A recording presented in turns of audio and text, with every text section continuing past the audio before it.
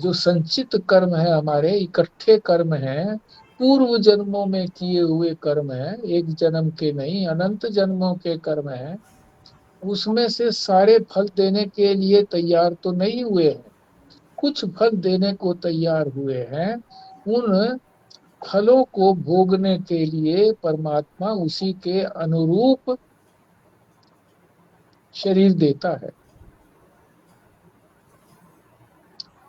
और मनुष्य को यह भी स्वतंत्रता है कि वो इन कर्म फलों को भोगते हुए,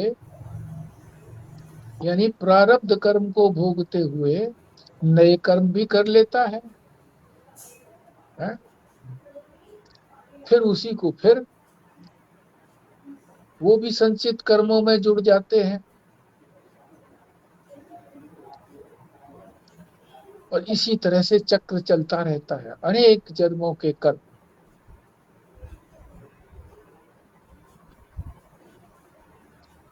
तो उनको संचित कर्म कहते हैं। जो अभी हम कर्म करेंगे ये तो क्रियमाण कर्म कहलाते हैं।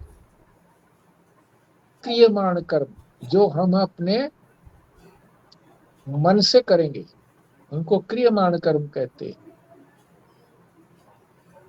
पर यदि हम परमात्मा की दृष्टि रख करके कि मैं कब अपने लिए कर्म नहीं कर रहा हूं, तो फिर उनका कर्म जो है, वो जो कर्म करेंगे उनका फल उसको नहीं भोगना पड़ेगा।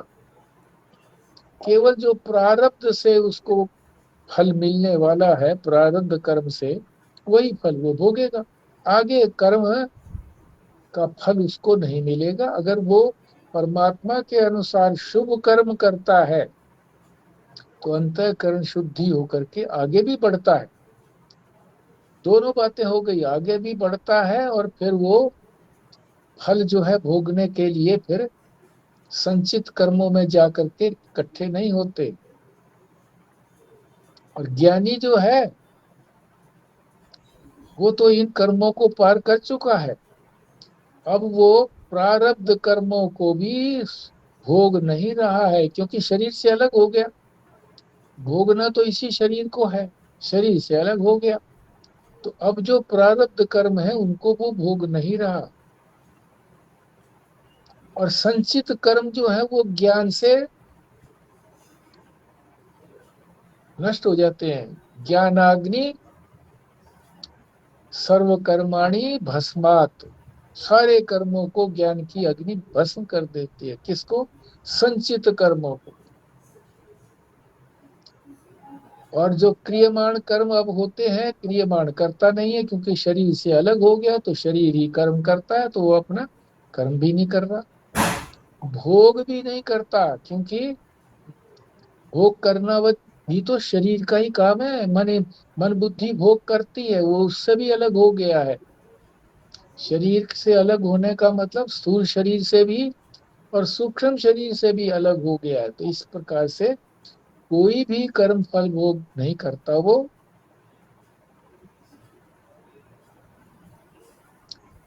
क्योंकि वो ज्ञान स्वरूप हो गया है।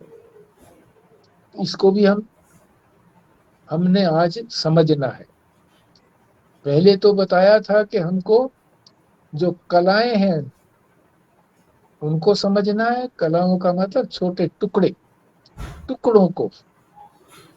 सबके अंदर कलाएं हैं, बताया भी था। अभी और आगे स्पष्ट कर देंगे, दोबारा कहने की जरूरत नहीं है। तीसरी बात हम जो समझेंगे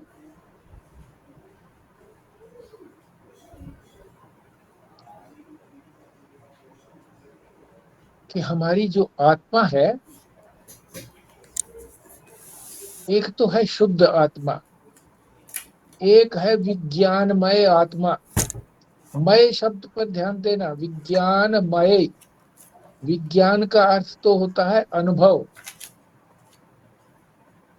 अनुभव कर लेना, जो चीज समझी है उसका निश्चय करके अनुभव कर लेना, यानी वही हो जाना।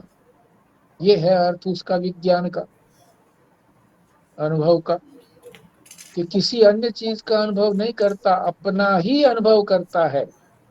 ये तो है एक अर्थ विज्ञान का। सिर्फ विज्ञान का। और विज्ञानमय शब्द अगर लग गया तो वो अनुभव के निकट तो पहुंच गया। जैसे 5 कोश है ना हमारे, पहले भी आपने सुने हैं, अन्नमय कोश, प्राणमय कोश, मनोमय कोश, फिर विज्ञानमय कोश। विज्ञान जो है वो बुद्धि को कहते हैं। अन्नमय कोश जो है उसको शरीर कहते हैं।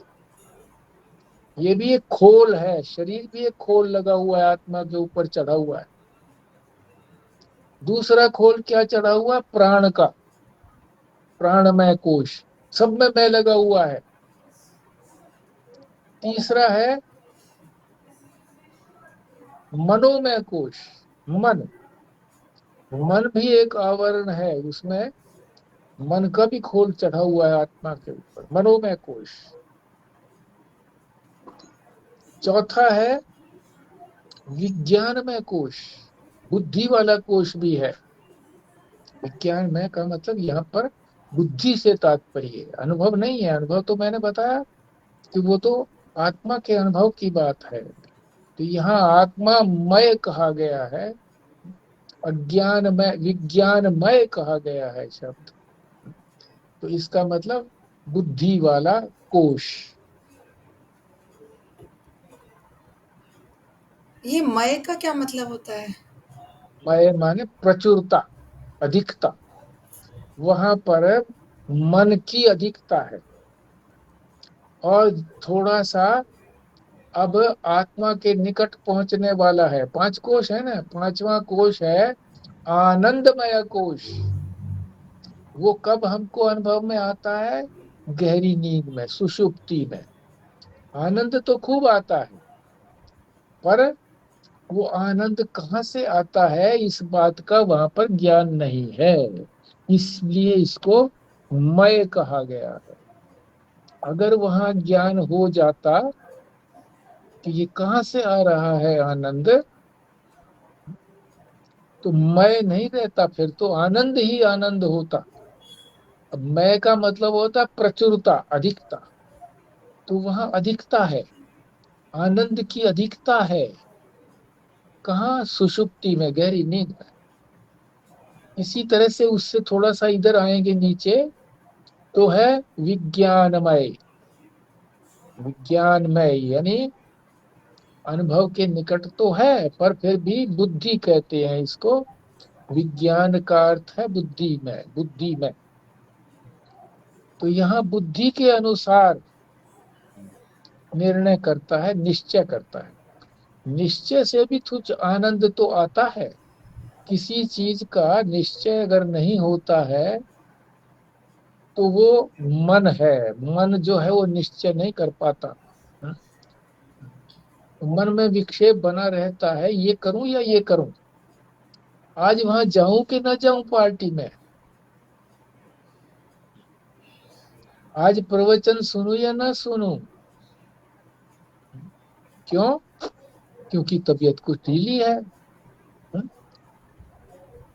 तो फिर अगर निश्चय ये होता है कि ढीली है तो कोई बात नहीं है, सुनना ही तो है, सुन लूंगा, लेटे लेटे भी सुन लूंगा, कोई बात नहीं है।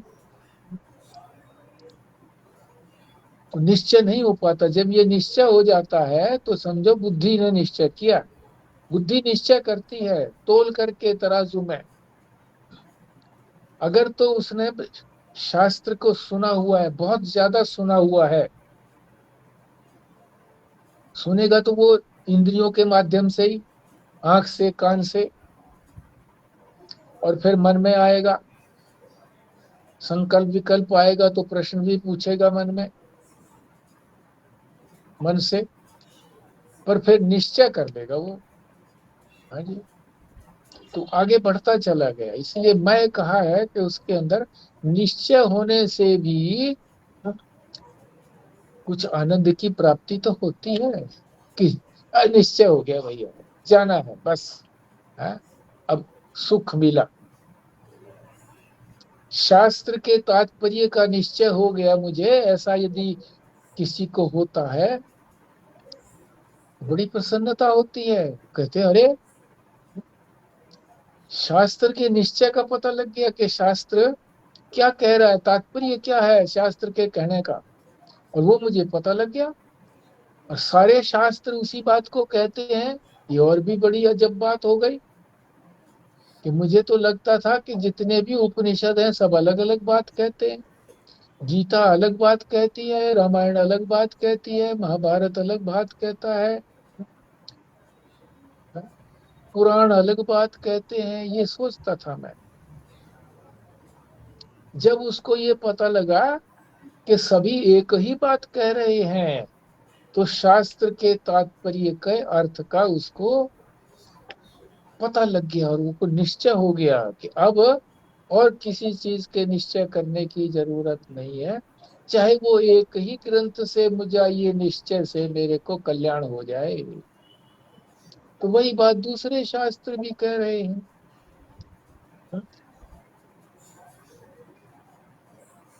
तो ये तात्पर्य है विज्ञानमय आत्मा। तो आत्मा शब्द तो लगा हुआ है। तो आत्मा के अंदर एक तो विज्ञानमय है, जिसमें बुद्धि का बोलबाला है, निश्चय का बोलबाला है। एक आत्मा के अंदर शुद्ध में भी है। अपने निश्चय को जैसे विज्ञानमय को कहा है, इसको भी तो हम मैं बोलते हैं ना। मैं आत्मा में ही तो है ये निश्चय, सभी आत्मा में ही तो खोल चढ़े हुए हैं, आत्मा के ऊपर ही।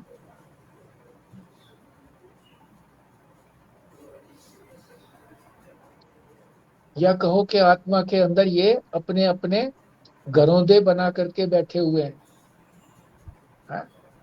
कोठड़े बना करके बैठे हुए हैं। तो आत्मा में इसको भी तो हम मैं कहते हैं ना। अपनी बुद्धि का कोई निश्चय हो गया तो हम कहते हैं ये मेरा निश्चय। मेरा निश्चय का मतलब मैं लगा दिया ना उसके साथ। मैं तो मेरा निश्चय है बस।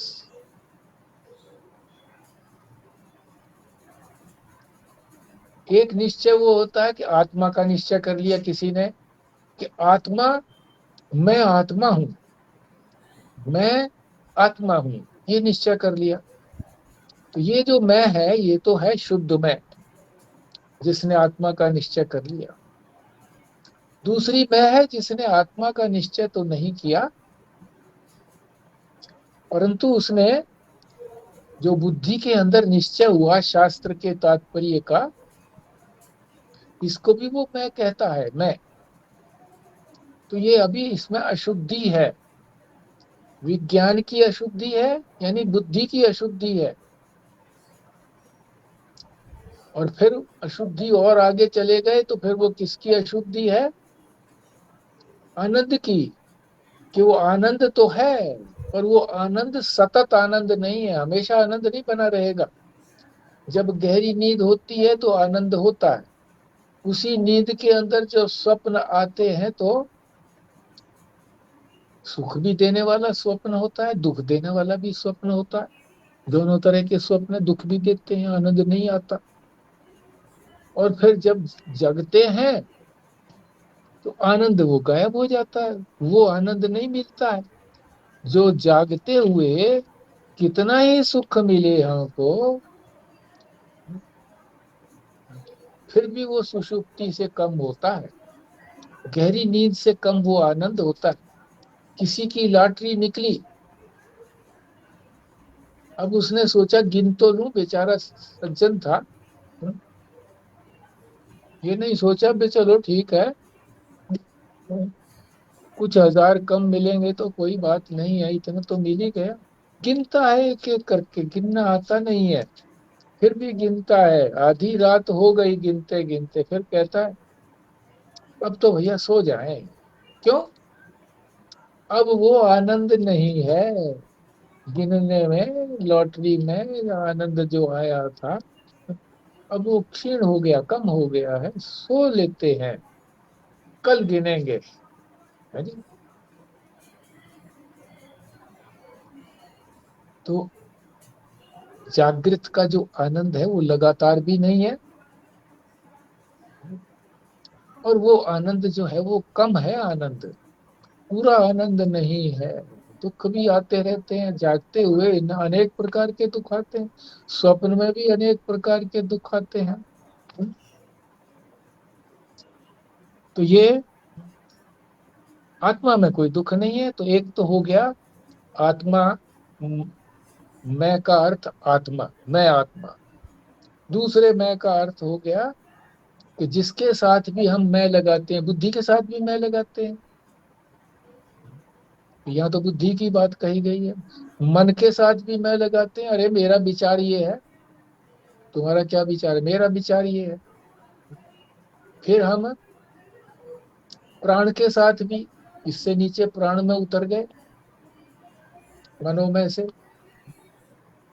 अरे सांस नहीं आ रहा है, मैं ही मर गया जी, मैं मरने वाला हूँ, प्राण है, इसके साथ भी तो मैं लगा देते हैं हम। फिर अन्न, अन्न माने शरीर, ये शरीर सारा अन्न से ही बना है, इसमें कोई कष्ट हो जाता है, कमर दुखने लग गई, अरे मेरी कमर दुख रही है भाई, टेढ़ा हो गया, चला नहीं जाता कमर से, कमर टेढ़ी हो गई, अरे मैं तो कुबड़ा हो गया। हाँ? इंद्रियों में हो जाता है इसी तरह से, ये भी शरीर के साथ जुड़ी हुई है। तो ये तीन ही टॉपिक आज हम कर पाएंगे, क्योंकि अब काफी विशद व्याख्या मैंने तीनों की कर भी दी है। फिर भी आगे बढ़ते हैं हम। गतः कलह पंचदश प्रतिष्ठा, पंचदश का मतलब 15 कला, 15 कला जो है वो प्रतिष्ठित हो जाती हैं जा करके अपने परमात्मा में लीन हो जाती है। किसकी? मुक्त पुरुष की, जिसका मोक्ष हो गया है। कलाएं तो 16 होती हैं, एक कला क्यों बच गई? वो इसीलिए बचा के रखी है कि अभी शरीर है। मुक्ति तो हो गई तुरंत, पर शरीर का तो अभी भोग बाकी है, साल 2 साल 4 साल कितना भी बाकी है। तो जीवन मुक्ति का आनंद मिलता है, जब तक जीता है तो इस मुक्ति का आनंद लेता है वो। ये भी बात बड़ी विलक्षण है कि जीते जी आनंद लेता है, इसी शरीर में आनंद लेता है, क्योंकि शरीर के साथ जुड़ाव नहीं है।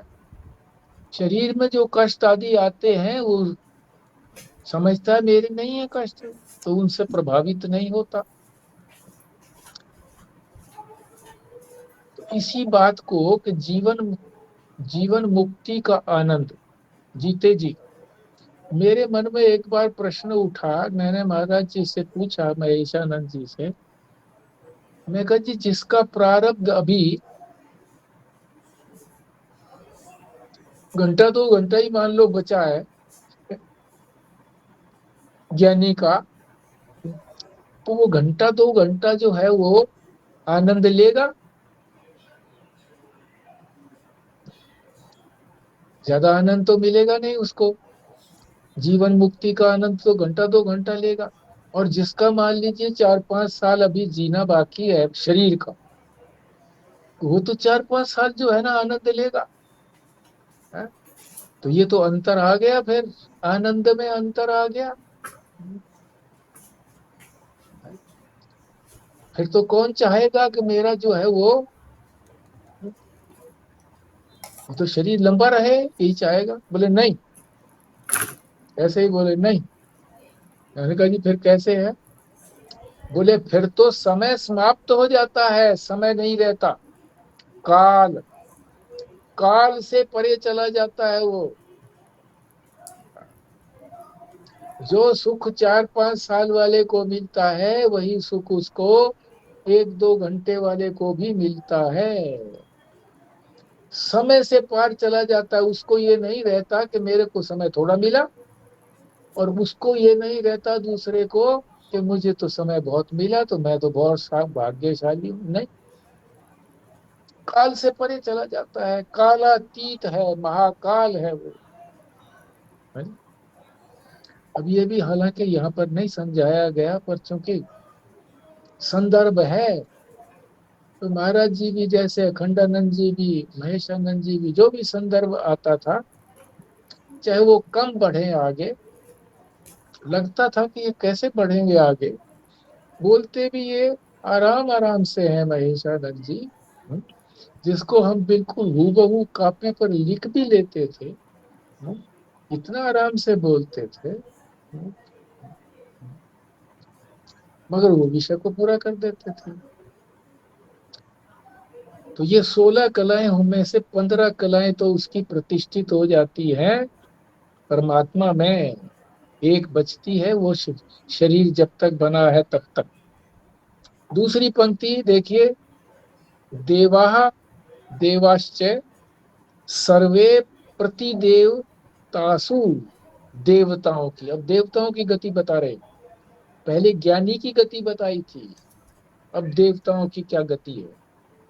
देवता जो है अपने देवता में, देखो हमारी जो इंद्रियां हैं, इनके देवता सबके अलग अलग हैं, आंख के, कान के, नाक के, हाथ के, पैर के, सबके, वाणी के देवता अलग अलग। और इन देवताओं के और देवता हैं आगे, बड़े बड़े देवता, तो वो उस देवता में जाकर के लीन हो जाते हैं, समा जाते हैं। दूसरी पंक्ति का अर्थ हो गया। तीसरी पंक्ति है, कर्माणि विज्ञानमय मयश्च आत्मा। अब यहाँ वो आ गया विज्ञानमय, और कर्म आ गया, तो कर्म की बात आ गई यहाँ पे। जो हमने दूसरी बात कही थी कि दूसरी बात है कर्म फल, कि कर्मों का फल भी होता है, और कर्म फल जो है वो 2 प्रकार के बताए थे, जिसको हमने 3 भागों में बांट दिया था,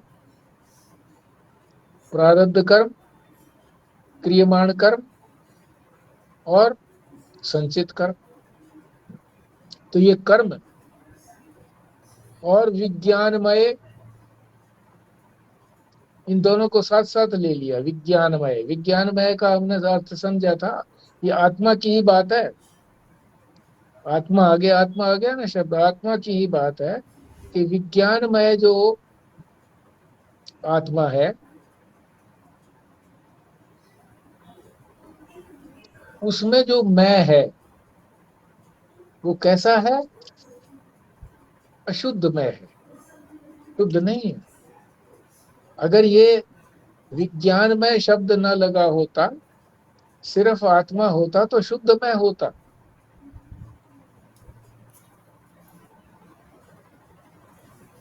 तो आत्मा के अंदर ही विज्ञानमय आत्मा, यानी अशुद्ध में, क्योंकि अभी कर्मों की बात आ रही है, कर्मों की, कर्म और विज्ञानमय, यानी अशुद्ध जो मैं है मेरा, जिसको मैं बार बार मैं कहता रहता हूँ, शरीर के साथ जोड़ करके भी मैं, इंद्रियों के साथ जोड़ करके भी मैं, मन बुद्धि के साथ जोड़ करके भी मैं, तो ये वो मैं है विज्ञानमय, इसको विज्ञानमय आत्मा कहा है। शुद्ध और अशुद्ध मैं की बात यहाँ पर आ गई। आगे है चौथी पंक्ति में, जिसको आज हम नहीं कर पाएंगे क्योंकि आधे से ज्यादा समय बीत गया है। इतना भी अगर संक्षेप में समझेंगे तो हो सकता है हो जाएगा। चौथी पंक्ति में है, परे अव्यय, परे अव्ययी, सर्वम, सब, परे का मतलब पर, परे, दूर, यानी संसार से पार। अव्यय, अव्यय का मतलब जिसका कोई खर्च नहीं होता, जिसमें व्यय माने कहते हैं ना खर्च होना, अव्यय का मतलब जो खर्च नहीं होता, कम नहीं होता, पैसे तो कम हो जाते हैं खर्च के। अव्यय तत्व है, ये ज्ञानी के लिए कहा गया है। चौथी पंक्ति जो है ज्ञानी के लिए कही गई है कि ज्ञानी जो है वो इस संसार से परे है, अज्ञान से परे है, और वो अव्यय तत्व के अंदर जो कभी खत्म नहीं होता, एक ही भवंती, एकत्व को प्राप्त होता है, एकम एक हो जाता है उस तत्व से। उस तत्व में और ज्ञानी में कोई अंतर रहता नहीं है। अभी हम लोग भी एकम एक हैं। अब किसके साथ हैं? शरीर के साथ, इंद्रियों के साथ, मन बुद्धि चित्त अहंकार के साथ। इसको कहते हैं तादात में, कि हमने उसको ही अपना मैं मान लिया है, तादात में। तो ये चारों पंक्तियों का अर्थ हो गया।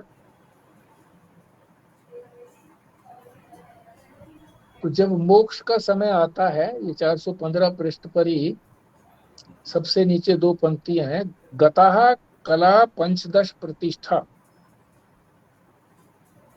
ये ज्ञानी की बात बता रहे हैं कि 15 कलाएं, जब मोक्ष का समय आता है तो ये जो 15 कलाएं हैं, इन्होंने ही तो शरीर को बनाया है। यानी ये कलाएं शरीर के अंदर ही है सारी, 15 कलाएं, जिसमें 5 प्राण बताए हैं। प्राण, अपान, उदान, समान और व्यान, 5 कल प्राण है, ये सूक्ष्म प्राण है। और 10 इंद्रियां। तो इंद्रियों का यहाँ पर अर्थ कुछ और बताएंगे। वैसे 10 इंद्रियां अगर लगाओगे तो 5 ज्ञानेंद्रियां, 5 कर्मेंद्रियां, पर यहाँ आगे फिर इंद्रियों का अर्थ कुछ और बता रहे हैं। ये अपनी प्रतिष्ठा में चली जाती है, जहां से ये निकली थी, परमात्मा से निकली थी, तो परमात्मा में ही जाकर के प्रतिष्ठित हो जाती है। जैसे कहते हैं ना कि महाराज जी जब आए ना जी, कि महाराज जी अपने आसन पर प्रतिष्ठित हो गए हैं। उस आसन पर वही बैठ सकता है जो ज्ञानी हो।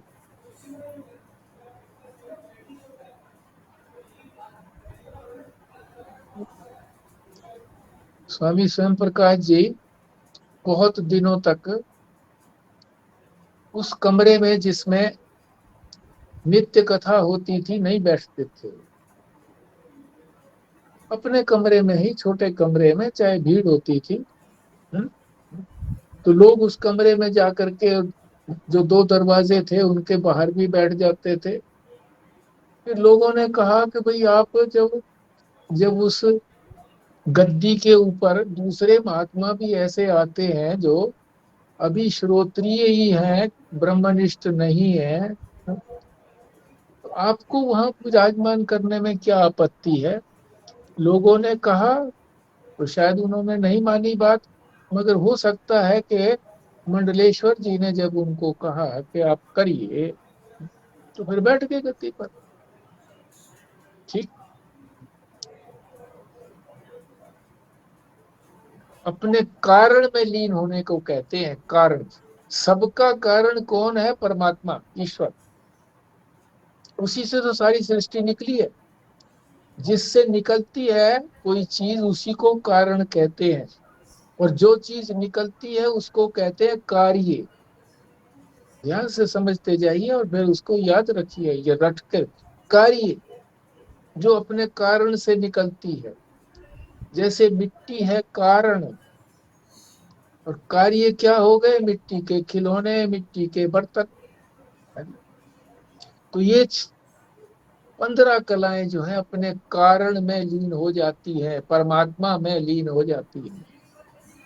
कैसे? जैसे डला है, मिट्टी का डला टूटा,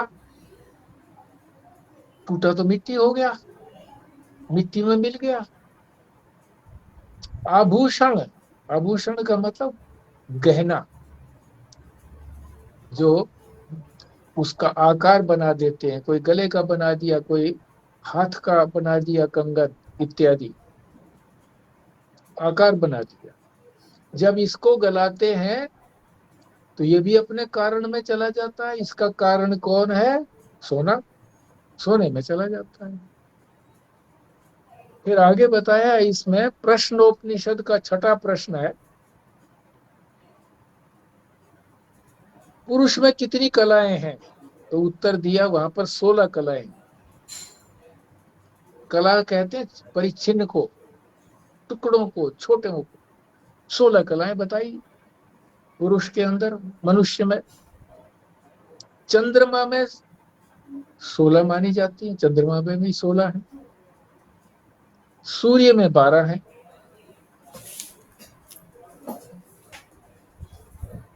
अब ये 16 कलाओं को दूसरे ढंग से बता रहे हैं। जो इंद्रियों की बात थी ना, वो इंद्रियों की बात नहीं कह रहे ये, उनको भी सबको इंद्रियां ही कहा है इन्होंने। 5 प्राण, श्रद्धा, ये 416 पृष्ठ पर है। महाभूत, इंद्रिया, मन, अन्न, वीर्य, तप, अन्न, धर्म, लोक और नाम, ये 16 कलाएं प्राणी में है, सभी प्राणियों में। ये नहीं कि मनुष्य मनुष्य में है, जो भी सांस लेते हैं प्राणी, उनमें ये 16 कलाएं। आगे चलते हैं। वृद्धारण्यक उपनिषद में भी वर्णन आता है संसारी पुरुष का, कि संसारी पुरुष जब मरता है, अज्ञानी, तो उसकी 16 कलाएं अन्य देह को जन्म देती हैं। वो अपने कारण में परमात्मा में लीन नहीं होती, क्योंकि उसने तो परमात्मा को जाना नहीं है अभी। जो शरीर है अपना, दूसरा शरीर में जाकर के उसको निर्माण करती है, दूसरे शरीर में को बना देती है। इन्हीं कलाओं की वजह से दूसरा शरीर बनता है। ये सारा शरीर हमारा टुकड़ों से बना हुआ है। विज्ञान के हिसाब से भी टुकड़े हैं, अध्यात्म के हिसाब से भी टुकड़े हैं। और मुमुक्षु, मुमुक्षु में भी वही है, क्योंकि मनुष्य ही तो, पुरुष ही तो मुमुक्षु बनता है, मोक्ष की इच्छा करता है, उसमें भी 16 है। पर जब वो ज्ञान प्राप्त कर लेता है तो उसकी भी जो 15 कलाएं हैं वो तो अपने अधिष्ठान में लीन हो जाती हैं, एक रह जाती है ज्ञानी की तरह से। क्योंकि ज्ञान उसने प्राप्त कर लिया मुमुक्षु ने, तो फिर वो भी तो ब्रह्म हो गया, परमात्मा हो गया। 15 कलाएं अपने मूल में लीन हो जाती हैं, फिर एक रह जाती है, उसको कहते हैं नाम।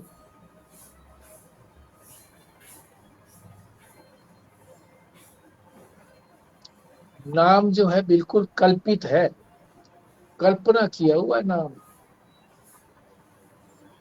किसी का नाम कुछ रख दिया तो किसी का कुछ भी रख दिया, उससे कोई अंतर थोड़ी पड़ा। अब पहले तो कम से कम ये तो था कि भाई ज्योतिषी के हिसाब से, पंडित जी के हिसाब से जो ग्रह आदि होते थे उसके हिसाब से नाम रखते थे। अब तो नाम अपनी मर्जी से, जो नेट पे देखते हैं कि ये सुंदर नाम है, इसको कर लो, नाम रख दिया, ये बचा रहता है। 15 तो लीन हो गए, एक बचा रहा है नाम, ये तो सभी का बचा रहता है, अज्ञानियों का भी और ज्ञानियों का भी नाम। मरने के बाद भी उनका नाम तो बचा रहता है ना। जवाहरलाल नेहरू का भी नाम बचा हुआ है, शंकराचार्य जी का नाम जो है वो भी बचा हुआ है। और जितने महात्मा सबका बचा रहता है। ये क्यों नहीं लीन होता उसमें परमात्मा में अज्ञानियों का, क्यों लीन नहीं होता? क्योंकि नाम जो है ये तो हमारे अंतःकरण में है, हमारे संस्कारों में आ गया। बार बार हमारे नामों का उच्चारण होने से हमारा वही नाम पक गया, हमारे संस्कार बन गए। संस्कार कहाँ रहते हैं? अंतःकरण में कहो, मन में कहो, अंतःकरण में रहता है। जब कोई संन्यास लेता है तो उसका पहले का नाम बदल देते हैं, पर उसके संस्कार तो हैं, अभी बहुत संस्कार हैं। तो कुछ दिनों तक, कुछ महीनों तक, कुछ सालों तक तो उसको अपने पूर्व नाम से अगर कोई पुकारे तो उसको लगता है मुझे पुकारा। पर जब बार बार इसे नए नाम का है, है, अद्वैतानंद या जो भी आनंद रखा है नाम, ये बार बार सुन करके अब वो बैकग्राउंड में चला जाता है, धूमिल हो जाता है। अब वो उसी नाम से अपने आप को जानता है। एक उदाहरण है, लड़की का नाम कुछ और था विवाह से पहले, विवाह हो गया, ससुराल में गई तो उन्होंने प्रेम से उसका नाम दूसरा रख दिया। बहुत दिन हो गए, कई साल हो गए। कई सालों के बाद उसके गांव का एक आदमी आया, उसने, अब उसे तो यही पता था कि इसका ये नाम है जो गांव में पुकारते थे। उसने दरवाजे पर खड़ा होकर के पुकारा। वो सामने ही बैठी थी, दूर बैठी थी, नहीं बोली, ध्यान ही नहीं दिया। मेरे को तो कोई पुकार ही नहीं रहा, किसी और को पुकार रहा है। दो तीन बार पुकारा, फिर वो कहने लगा, अरे मैं तो वो हूँ, तुम्हारे गांव का हूँ, तू ही तो है, वो बोलती क्यों नहीं? अरे बहुत देर से उसको ध्यान में आया, वो हो, ये मेरा नाम था पहले। क्योंकि वो अपने नाम को भूल चुकी थी, अब वही नाम उसको पक गया था जो ससुराल वालों ने रखा था।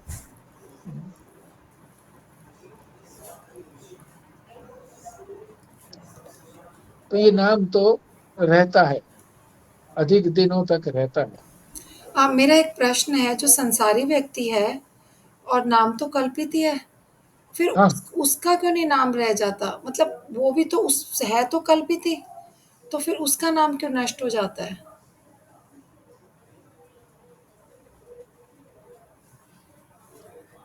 इसीलिए हो जाता है कि उसके नाम के साथ कोई विशेषता जुड़ी हुई नहीं है। संसारी व्यक्ति के साथ कोई विशेषता जुड़ी हुई नहीं है। जो महात्मा हुए हैं और जिन्होंने देश पर कुर्बानी की है, हम्म, लड़े हैं, फांसी के फंदे को चूमा है, विशेषता आ गई ना उनमें। विशेषता के कारण लोगों को उसको उसका स्मरण रहता है। हर एक आदमी का, हर एक गहरे का नहीं रहता नाम याद। और उसको, जिसको, जिस गांव में कोई मरा है, उस गांव के लोग अगर उसको जानते हैं, अच्छी तरह से जानते हैं, मिलनसार था, तो ज्यादा दिन तक भी रहता है उस गांव में, दो तीन पीढ़ियों तक याद रहता है। माता पिता जब उसके तीन पीढ़ियां भी हो जाती हैं तो फिर वो याद क्या रखता है? अच्छा तो उसका पोता है।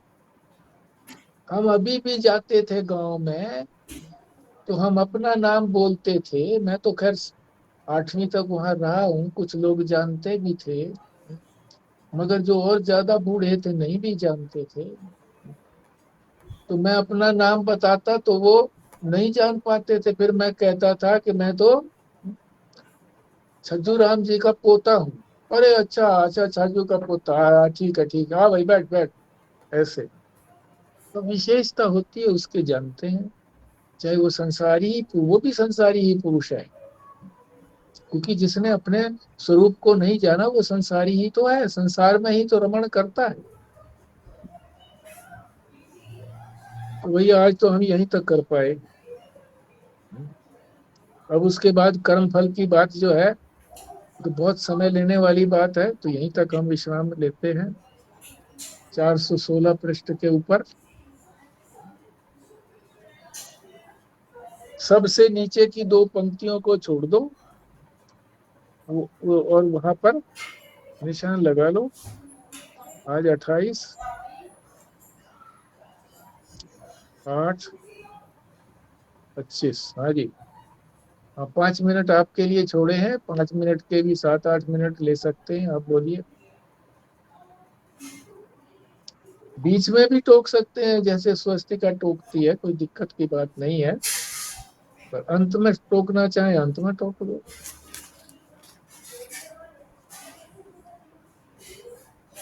ये बात समझ में नहीं आई जी, ये बात समझ में आई है तो देखो मैं ठीक से बोल भी पाता हूँ कि नहीं बोल पाता हूँ, इस बात का कंफर्म करवा दो।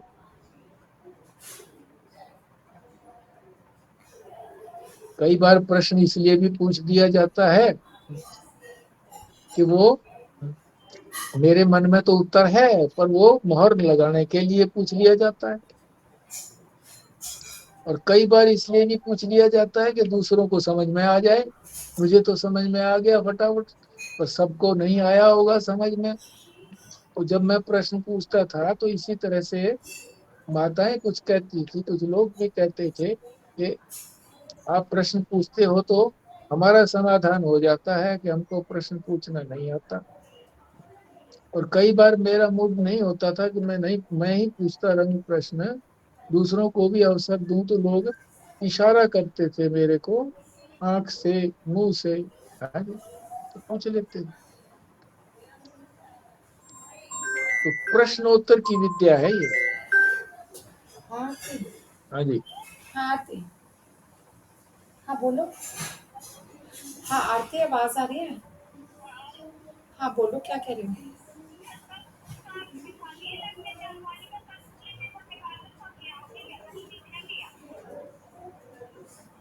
अच्छा, अभी कहाँ पे बिछा दिए लड़के ने, क्या कह रहे हो?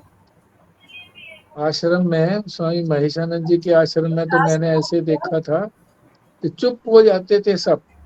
कुछ माताएं तो ऐसी थी, कुछ आदमी भी ऐसे थे कि जो उनकी तरफ घूरते हुए देखते बर्तन रहते थे, उन्हें और कुछ मतलब नहीं था। या तो आकर्षक व्यक्तित्व के कारण वो अच्छा, तो वो ऐसा मतलब करते कोई थे बच्चा हमारे घर वो वाला दे जाए जो कि वो बिछाए हुए, भाव विभोर हो जाते लेकिन थे अगर महाराज टूट जी। गया तो आपको हटाने की भी जरूरत नहीं पड़ेगी, है ना? वो वाले मंगवा ले, कोई हमारे घर दे तो जाएगा महाराज जी तो महाराज जी हैं। हटाने की जरूरत नहीं है। अब आप लोग जो हैं वो हाँ, किसकी शक्ल देख करके भाव विभोर होगे? क्योंकि औरों की तो शक्ल दिखती नहीं है आपको।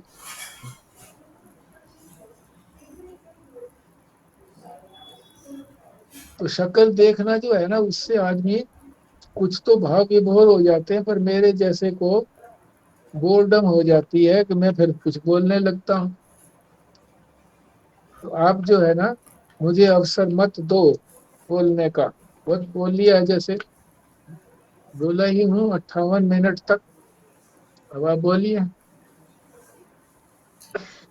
ये जो श्लोक है ना, जो कि 4 लाइनों में लिखा हुआ है, आपने इसमें क्या अलग-अलग लाइन के लिए अलग-अलग व्यक्ति के लिए बताया है? जैसे आप कह रहे थे कि पहला मुक्त पुरुष के लिए है, दूसरा देवताओं के लिए, क्या ऐसा है ये? हाँ ऐसा ही है, ऐसा ही। अच्छा, एक ही श्लोक में अलग-अलग स्टेजेस की बात करी हुई है। हाँ अलग अलग, एक ही मंत्र में अलग अलग स्टेजेस की बात कही गई है। और जो ये कलाएं हैं, जैसे पहली पंक्ति में कला है। अब कला तो सबके अंदर है, अज्ञानी से लेकर के ज्ञानी तक सब में कला है, तो कॉमन भी आ गई है। मगर मुख्य रूप से जो है वो, मुख्य तो नहीं कहेंगे कि भाई ये पहली वाली जो अज्ञानी के लिए है, पहली वाली भी ज्ञानी के लिए ही है। 15 कलाएं, 15 कलाएं किसकी लीन होंगी? ज्ञानी की होंगी, और किसकी होंगी? एक बचेगी। ये कला का क्या मतलब होता है? कला का वही मतलब हो गया ना, जो टुकड़े। अवयव। हाँ अवयव, परिच्छिन्न।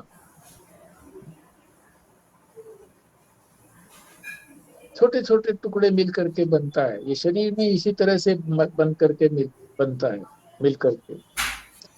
और वो जो अपना स्वरूप है परमात्मा, वो तो अखंड है, उसमें ये कोई जो टुकड़े कलाएं, नहीं है। हाँ जी। ये जो ये जो कलाएं बताई हैं, ये हमारे कर्मों को दर्शा रही है ना, जो प्रारब्ध संचित और जो एक और है, सारी हाँ कलाएं, हाँ, जो जिसमें मुमुक्षु है और ज्ञानी है, जब तक ये सारे कर्मों कलाओं को में, दर्शाते हैं। ठीक है ठीक है ठीक है, जब तक ये कलाओं के अंदर व्यक्ति रहता है, अपने आप को कलाओं वाला मानता है, अखंड नहीं मानता है, तब तक तो ये कर्म करता ही रहेगा,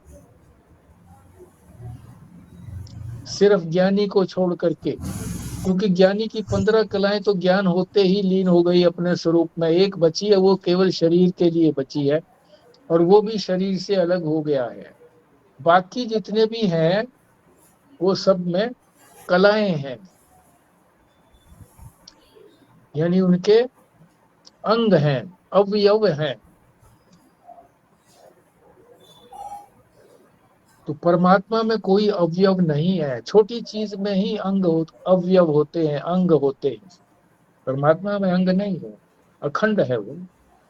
तो ये तात्पर्य हुआ जो बिमला जी ने कहा कि तब तक वो कर्म करता ही रहेगा। कर्मों से छुटकारा तभी होगा जब वो अपनी सारी कलाएं जो हैं उसकी परमात्मा में, अपने कारण में लीन हो जाएंगी। ठीक बात।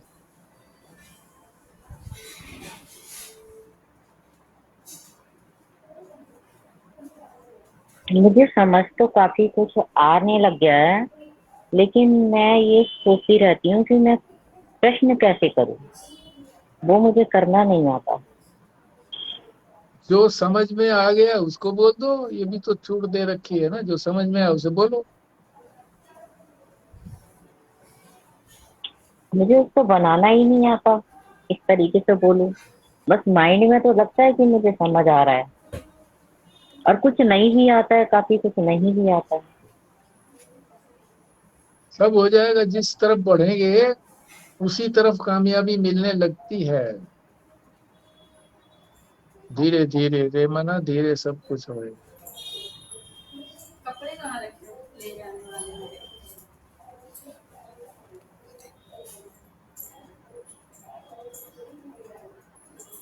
ठीक है जी, फिर पराशर जी आप करिए पूर्ण होते।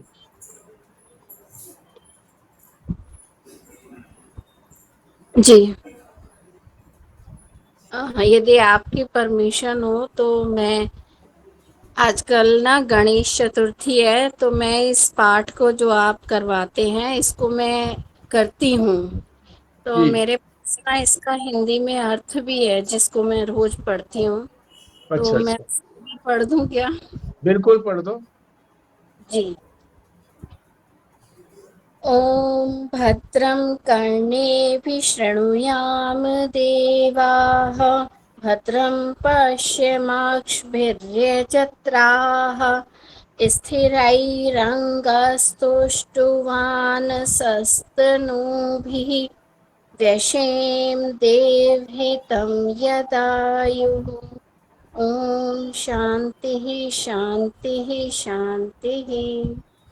ॐ स्वस्ति न इन्द्रो वृत्रश्रवाः, स्वस्ति न पूषा विश्ववेदाः, स्वस्ति नस्ताक्ष्यो अरिष्ठनेमिः, स्वस्ति नो बृहस्पतिर्दधातु।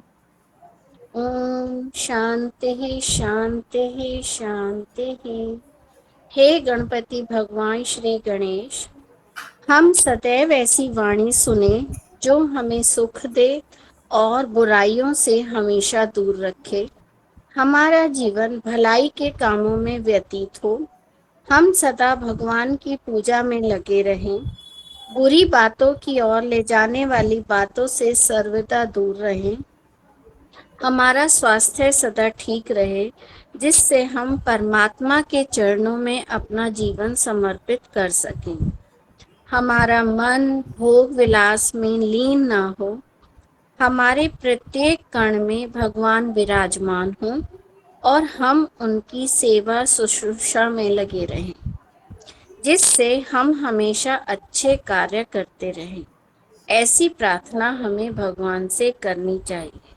जिनकी कीर्ति चारों तरफ फैली हुई है, वह देवों के राजा इंद्र हमेशा सब जगह विराजमान है और बुद्धि के स्वामी भगवान श्री बृहस्पति, ये समस्त देवता की छिपी हुई शक्तियां हैं। ये भले की सहयोगी होती हैं। इनसे मनुष्य का भला होता है। नारायण नारायण नारायण। बहुत अच्छे। गणेश शताब्दी सफल हो गई, गणेश चतुर्थी सफल भी हो गई, अर्थ भी ठीक से समझ लिया। दोनों ही मंत्रों का अर्थ एक साथ कर दिया इन्होंने, पाठ भी कर लिया और मंत्र भी जो, बहुत अच्छी बात है। ठीक है, नारायण नारायण नारायण नारायण। नारायण। नारायण।